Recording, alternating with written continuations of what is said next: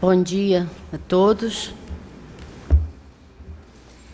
Estamos a pensar como começar esse estudo de hoje, quando lembramos do nosso companheiro Daniel, que ele diz que ele fica apavorado quando Alda fala com ele, lembra que ele não é um espírito que nasceu agora, mas é um espírito milenar. E ele fica apavorado porque se pergunta o que ele se considera que não caminhou nada. E fica, Dona Aldinha, eu não quero nem saber disso. Então nós vamos convidar a todos nós para voltarmos ao ano 531 antes de Cristo.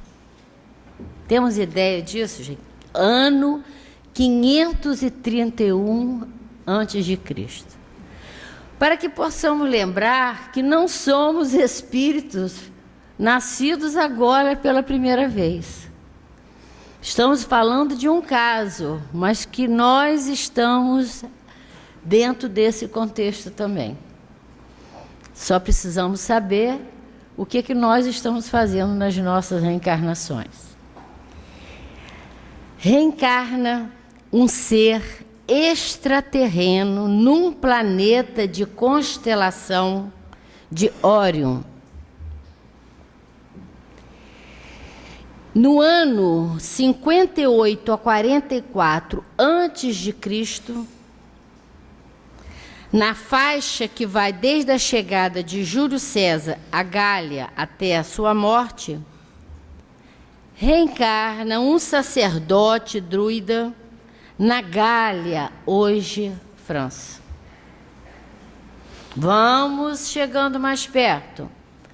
No ano de 30 a 37,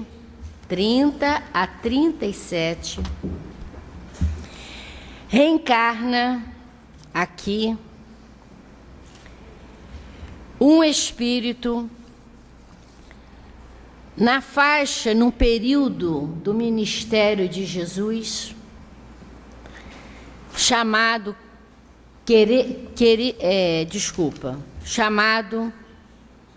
Querílios Cornélios, que eu tenho sempre o hábito de chamar sempre o Cornélios.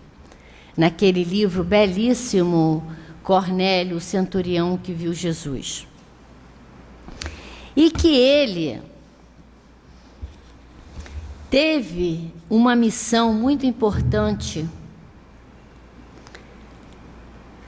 sendo um centurião, teve uma missão de vigiar Jesus, adentrar no meio da população e ver o que Jesus observar, o que Jesus estava fazendo. Isto por quê?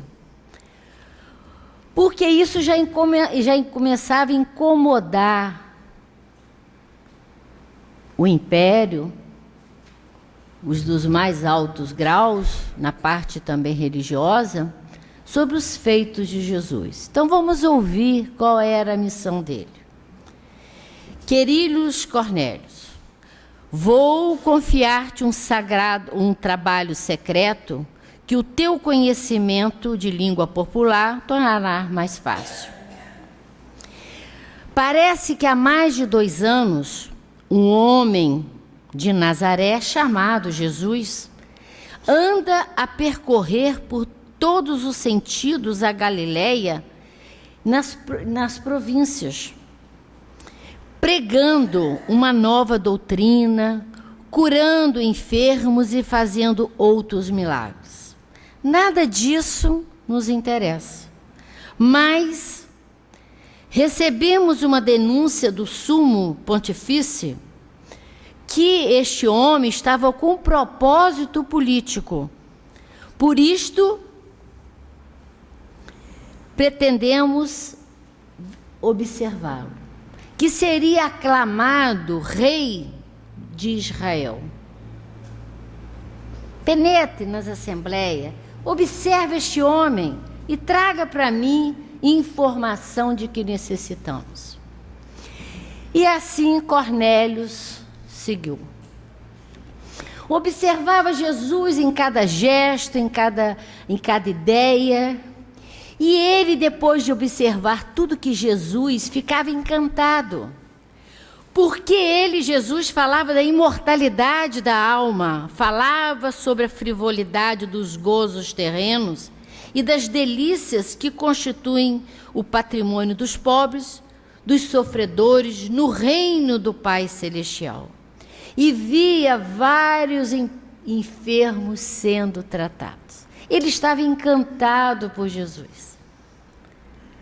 E ele então escreve uma carta ao seu superior, ao comandante, dizendo ser impossível aquele homem criar qualquer problema a alguém. E se vocês tiverem oportunidade de ler Cornélio, o homem que viu Jesus, vocês vão ver a belíssima carta que ele descreve Jesus, dando a possibilidade, a capacidade de adentrar na figura do mestre. E ele fala dos cabelos, fala dos seus olhos, fala da sua boca e fala daquele amor imenso de Jesus. Então ele achou que estivesse escondido. E Jesus encontra com ele e fala assim: centurião, renuncia à tua tarefa, já que a minha palavra penetrou no teu coração. Justo has de ser comigo e converter-te de que os que insinuaram ao teu chefe que me vingasse têm em mira outra coisa.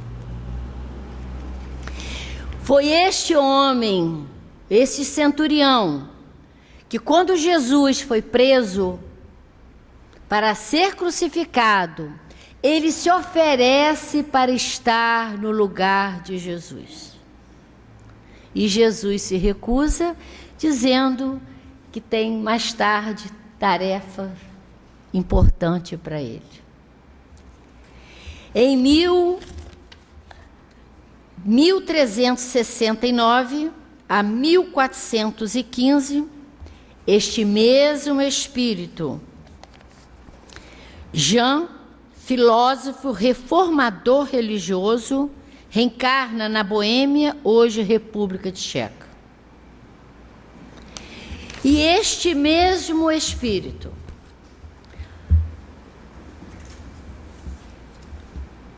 em 1804, especificamente em 3 de outubro, reencarna como Hippolyte Léon Delisle Rivail, na França, para mais uma vez estar à disposição de Jesus. Fidelidade, amor e, com certeza, cada vez mais compromissado com as verdades, espalhando na responsabilidade de trazer para a humanidade aquilo que Jesus prometeu e ensinou. Muito tenho para que vos dizer, mas não tenho ainda condições de entender. Enviarei um outro, um Consolador, que explicará tudo que eu falei e mais alguma coisa. Este Espírito, ele vem trazendo para nós, codificado a doutrina espírita, o Pentateuco, as obras kardecianas, que tanto têm ajudado a humanidade. Século XIX, onde a ciência estava em plena ebulição.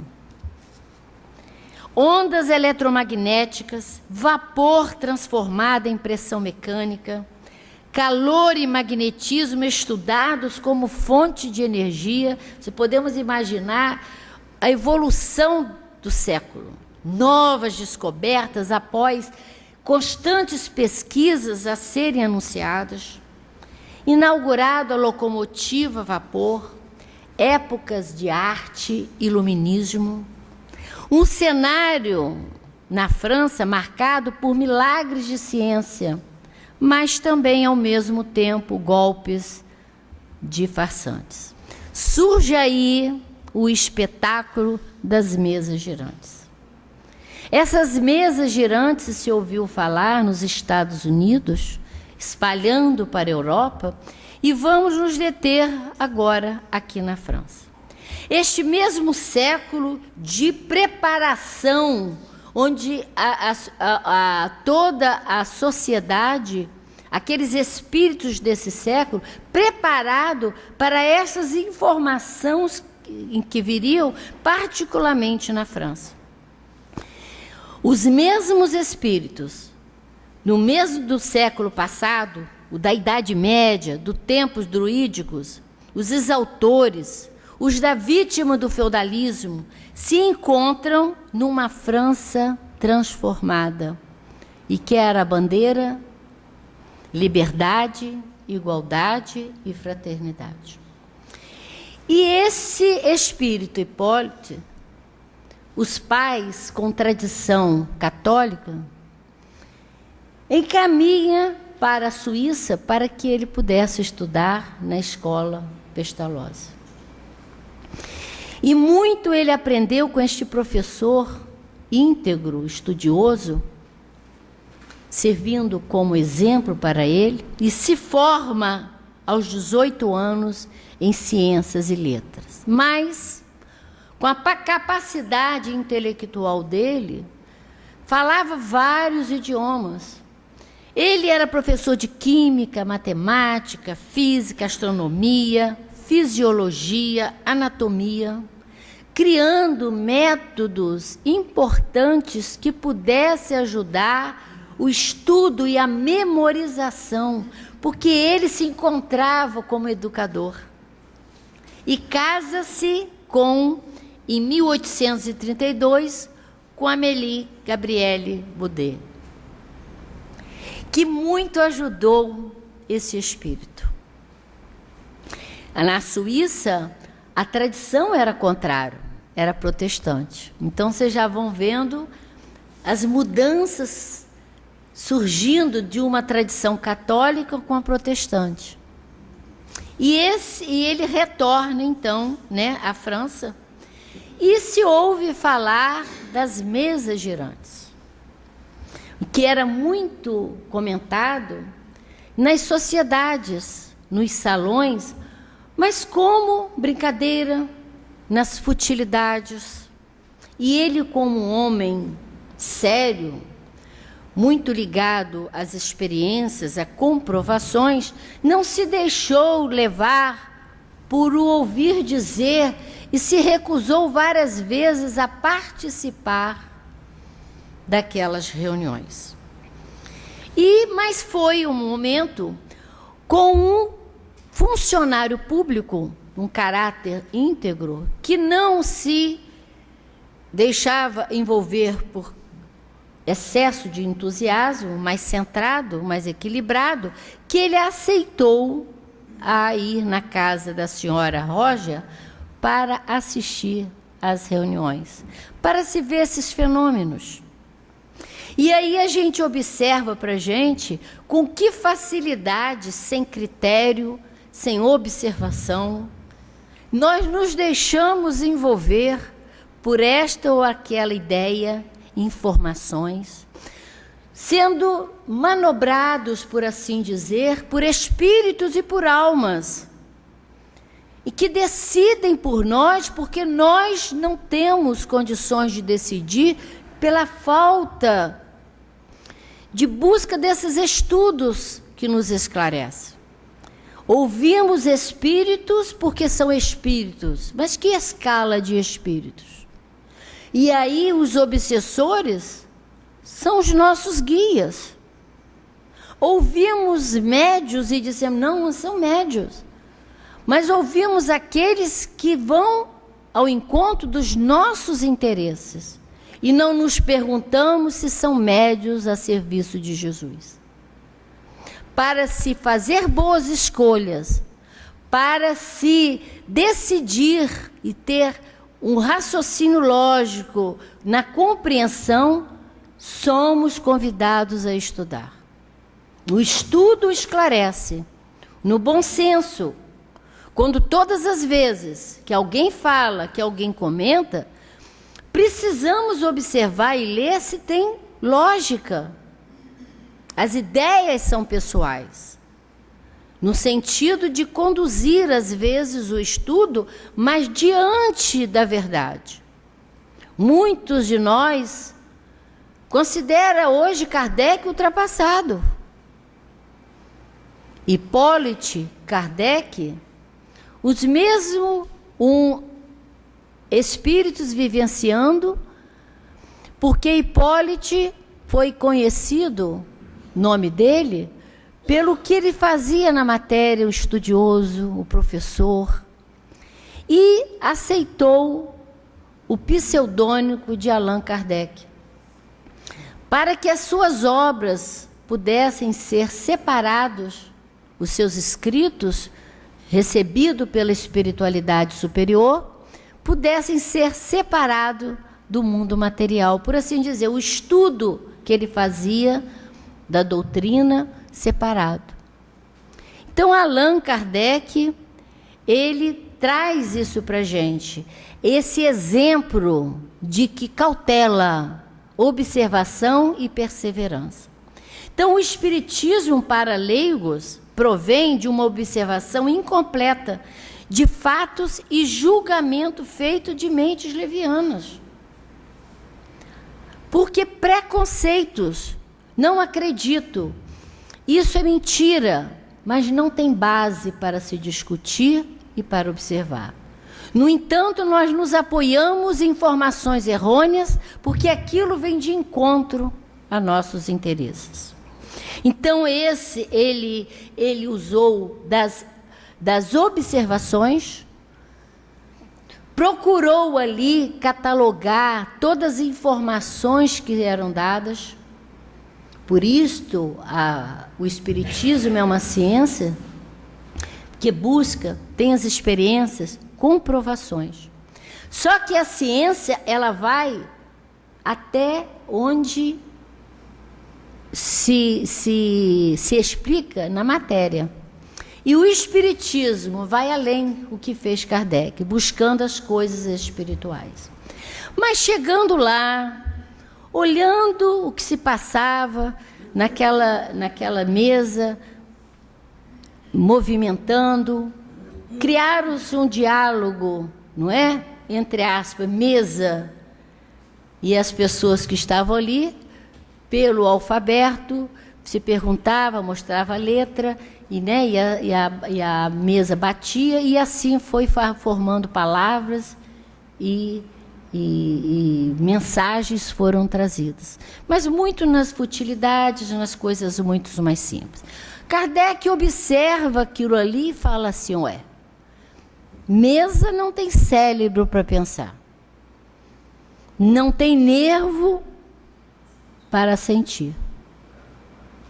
Existe algo atrás disso. Existe uma inteligência movimentando tudo isso. E a partir daí, ele também mais outros se dedicam a um trabalho, deixando dessa futilidade para as coisas mais sérias. E vai catalogando informações de vários médiuns, de vários lugares, para que pudesse comprovar as informações. Kardec não é o dono, não criou o Espiritismo. O Espiritismo vem das informações dos Espíritos enviados de Jesus. Kardec sendo codificador, fiel, dedicado, fazendo para a gente essa informação importante de que não é em Campos que fala uma linguagem do Espiritismo diferente do Rio, diferente da França, diferente de uma época, olha só, de Kardec e agora é nova. Se fala a mesma linguagem porque a verdade é única. a universalidade das ideias. É isso que o Espiritismo vem trazendo para a gente.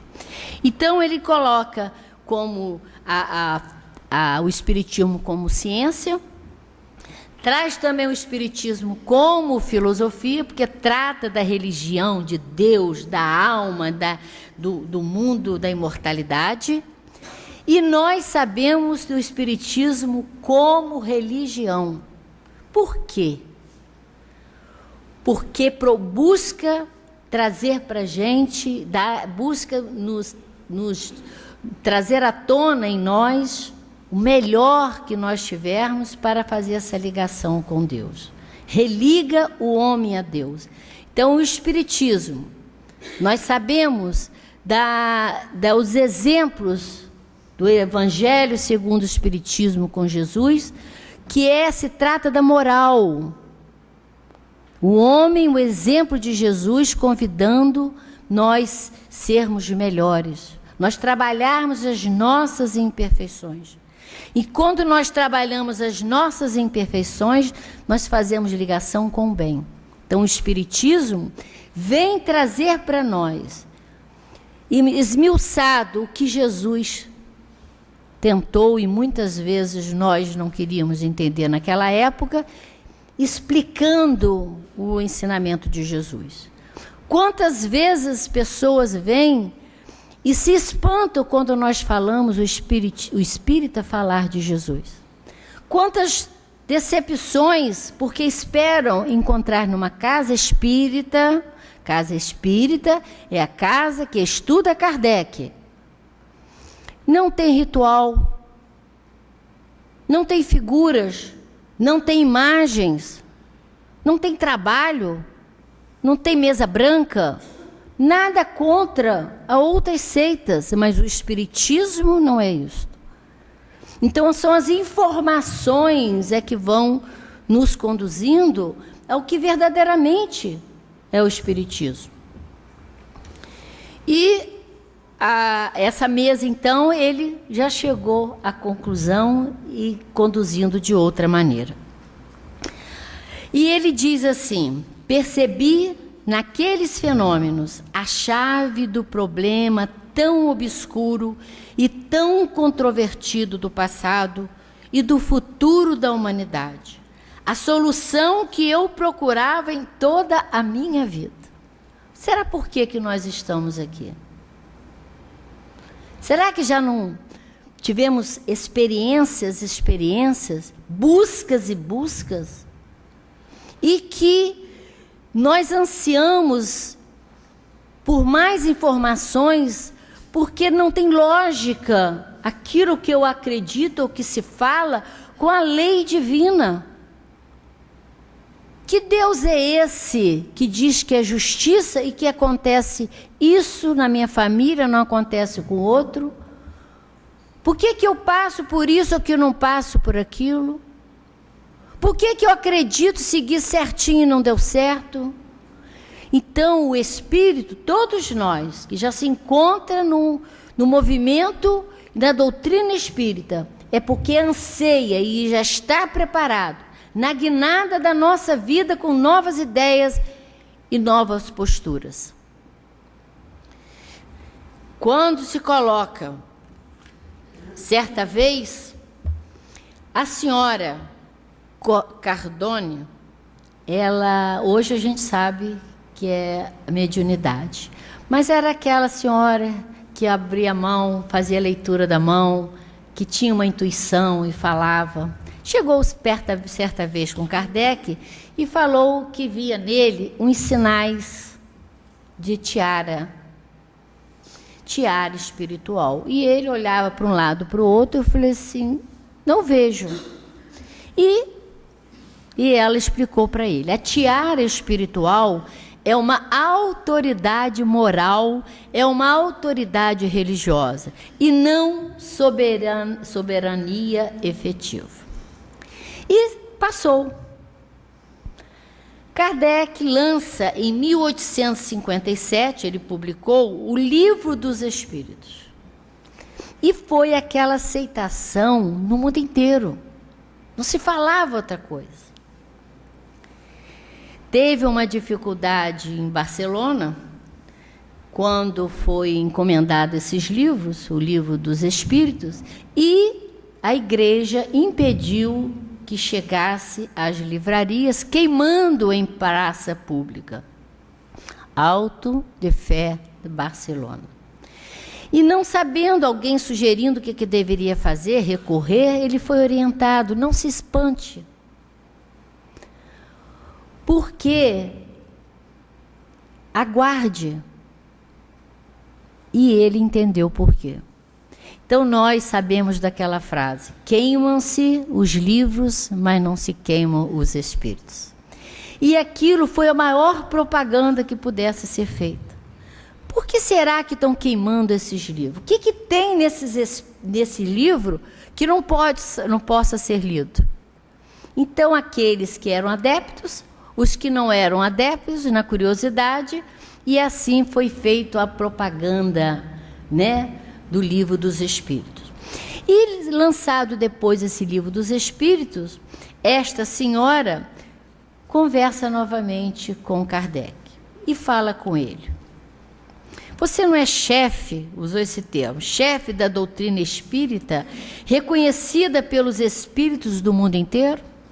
Não são seus escritos que fazem a lei?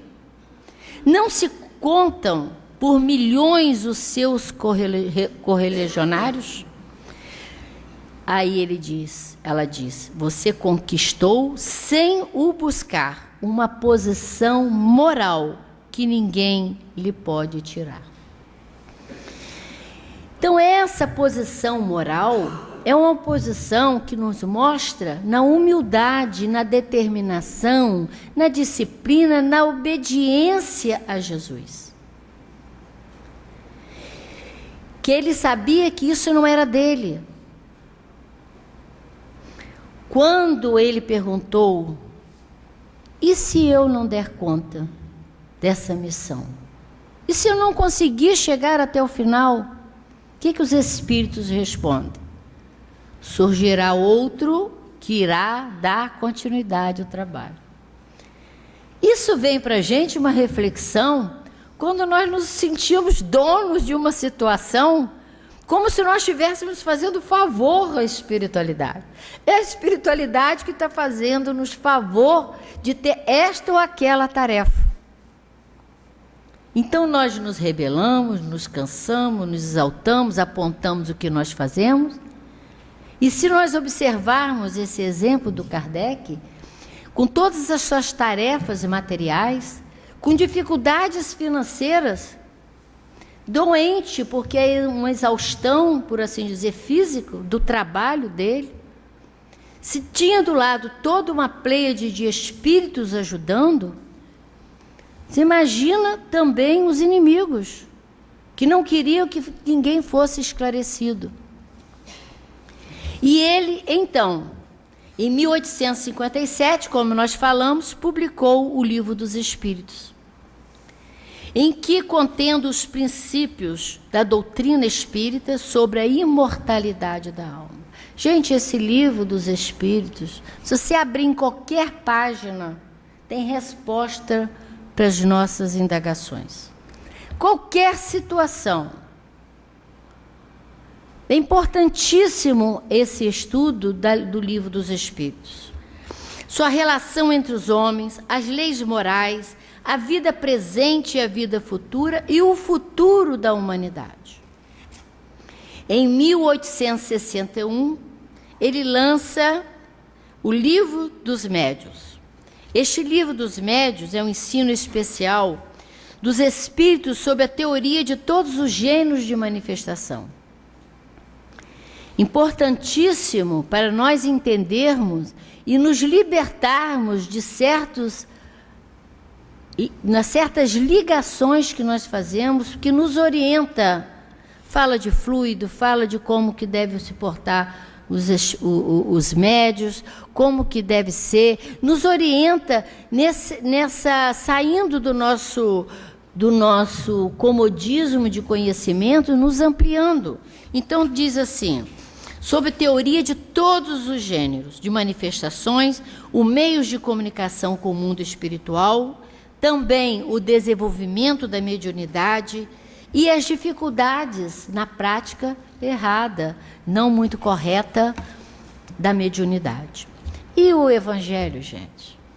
E o Evangelho nas máximas morais do Cristo, que nós abrimos em qualquer página, esclarecendo, mas consolando os nossos corações. Todo o Evangelho, se abrir em qualquer lugar, ao mesmo tempo esclarece, ao mesmo tempo consola, ao mesmo tempo nos estimula a dar a volta por cima e acreditar.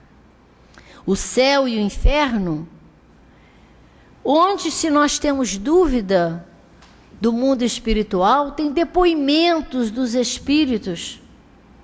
Os espíritos de todas as classes, todas as escalas, que deem aquele revoltado, aquele suicida, aqueles arrependidos, aqueles que já estão em condições melhores, e dizendo, provando ali que o espírito é a alma, que segue, prossegue do mesmo momento, com as mesmas ideias, com os mesmos pensamentos, mas sempre pronto para a mudança. A Gênese, os milagres e as predições segundo os Espíritos. Então a gente vai, todos nós somos convidados, que estamos aqui na Casa Espírita, aproveitar ao máximo o conhecimento. Porque quando é que nós nascemos pela primeira vez? Uma vez o Dr. Herman falou comigo, não olha o passado, não olha para trás, não olha para o lado. Porque não teríamos condições de saber. Olha hoje, agora, partindo pela essa nova proposta. Então, não somos espíritos que começamos nessa encarnação e que ainda nos perguntamos, por que está acontecendo isso comigo? Mas eu sou tão boazinha, eu não fiz nada a ninguém, tenho uma vida regrada. Que ótimo que tem uma vida regrada. Mas nós temos um passado. E hoje não vem como castigo o que acontece conosco. Mas arrependimento, mas reparação. Quebramos um vidro de um vizinho. Não tivemos, talvez tivéssemos a intenção de quebrar, mas vamos falar que nós já estamos melhorzinhos. Quebramos o vidro do vizinho. Oh, meu Deus, não queria fazer isso, mas aconteceu. O vizinho que é melhor do que eu, fala assim, não tem problema não, isso acontece. Mas eu preciso botar outro vidro no lugar. E quem que vai pagar esse vidro? É o vizinho? O vizinho desculpou. Eu agradeci. Mas eu preciso botar outro vidro no lugar do vizinho. O vizinho não tem por que pagar. Então, isso é da nossa vida. E outra coisa, o vizinho é tão bom comigo que ele divide em parcela. O que você pode fazer hoje? Não, você quer, eu te empresto dinheiro, o vizinho ainda fala comigo, eu te empresto dinheiro, divide, paga como é que você puder, mas eu estou endividado, como é que você pode fazer? Isso são isso é o que os espíritos fazem conosco. E aí, quando nós saímos de uma dificuldade, nós falamos o quê?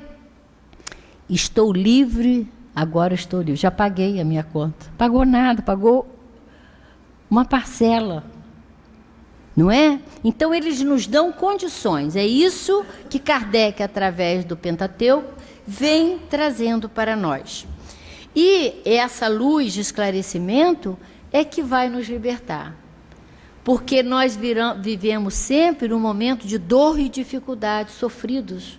Esquecemos de ver as coisas boas que são evitadas e que nos dá condições, não é? Alguém doente. O que nós fazemos? Reclamamos do preço do remédio. Mas temos condições, vamos parcelar, mas temos dificuldade. Esquecemos de que temos possibilidade de comprar a medicação, enquanto que outros nem isso têm. Então, Kardec, ele não precisou ser substituído na sua missão. Ele deu conta. Concluiu sua missão dignamente, ético, fiel a Jesus na sua missão. E desencarna em 31 de março de 1869, aneurisma. E no seu túmulo, não é? Que está escrito que fora da caridade não há salvação. E vocês foi distribuído para vocês, aí na porta,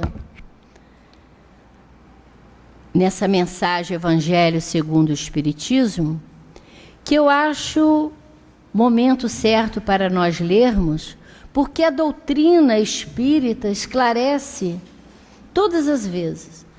A quem, primeira vez que vem a casa, nós que nos esquecemos, o que vem um resumo da doutrina espírita.